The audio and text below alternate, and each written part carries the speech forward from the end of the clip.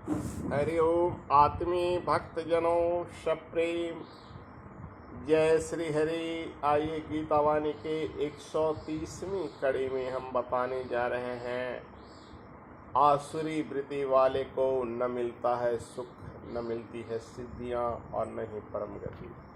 जानिए गीता जी के इस श्लोक के माध्यम से भगवान श्री हरि कृष्ण अगले सूत्र में यानी अगले श्लोक में कहते हैं, न शास्त्र विधि सृज वर्तते काम कारता न ससिद्धिं वापनोति न सुखम न पराम गति।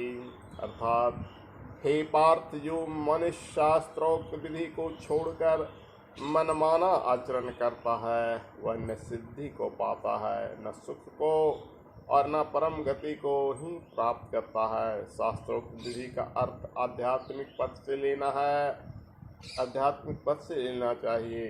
वह पथ जिस पर चलने से आत्म कल्याण का मार्ग प्रशस्त होता है उसे ही शास्त्रोक्त कहा जाता है। कुछ लोग शास्त्रोक्त का अर्थ मात्र बाह्य कर्मकांड से ही लगाकर बैठ जाते हैं, जबकि यहाँ श्री भगवान ने आत्म कल्याण के विषय में बोलने के तुरंत बाद ही इस विषय में बोला है, तो उसका अभिप्राय स्पष्ट हो जाता है कि वे उस विधि की बात अर्जुन से कर रहे हैं जिस पर चलने से लौकिक प्रगति जो सुख का कारण है और अलौकिक विकास जो सिद्धि प्राप्ति का माध्यम है, दोनों सुनिश्चित हो जाते हैं।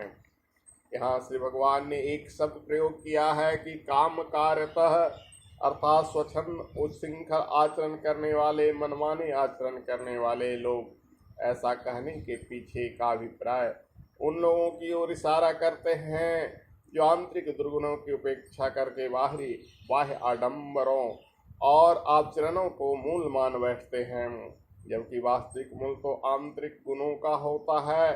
इसलिए आख्यानों में विवरण मिलता है कि रावण ने, भस्मासुर ने, त्रिपुरासुर ने, ऐसे अनेक असुरों ने बाह्य दृष्टि से तप तो किया, परंतु उनकी आंतरिक निर्मलता के अभाव में वे उस तप शक्ति का उपयोग उपभोग करने में, मनमाना आचरण करने में करते हैं। इसलिए भगवान कहते हैं न पराम गति, यानी उनको परम गति प्राप्त नहीं होती, क्योंकि वे आत्मिक दृष्टि से शुद्ध नहीं हैं।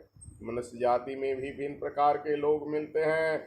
कुछ ऐसे जो इस जगत के भोग को ही जीवन का मूल उद्देश्य मानकर उसे पाने का उपाय एवं प्रयत्न करते हैं, उसी के प्राप्ति में अपने इस दिव्य दुर्लभ मानव जीवन को नष्ट कर देते हैं। जिस किसी भी प्रकार से उनकी वासना की पूर्ति होती है वह कर्म उनके लिए करनीय होता है। इसी प्रकार से मनुष्य आसुरी वृत्ति वाले हैं, उनके द्वारा मनमानी दृष्टि से किए गए कर्म दुख और संताप का कारण है, जिन्हें शास्त्रीय दृष्टि से हे माना गया है। इन्हीं कर्मों की ओर महर्षि पतंजलि योग सूत्र में कहते हैं, हेयम दुखम अनागतम, दूषित कर्मों के परिणाम स्वरूप प्राप्त दुख हे यानी त्याज है। उस हे का कारण महर्षि पतंजलि अविद्या को मानते हैं, तस् हेतु अविद्या ऐसा कहते हैं। ऐसे अविद्याग्रस्त व्यक्ति हे मार्गी है, उन्हें न मन में शांति मिलती है न परम गति। दूसरे लोग वे हैं जो शास्त्रविहित कर्म तो करते हैं, आध्यात्मिक धार्मिक अनुष्ठानों में लगे रहते हैं, परंतु उनकी आंतरिक दृष्टि निर्मल नहीं होती है। परिणाम स्वरूप उन्हें सुख वैभव मिलता है, पुण्य प्रकाश बढ़ने पर सिद्धियां मिलती है, परंतु परम गति प्राप्त उन्हें भी नहीं हो पाती। ऐसे व्यक्ति त्रिमार्गी कहलाते हैं।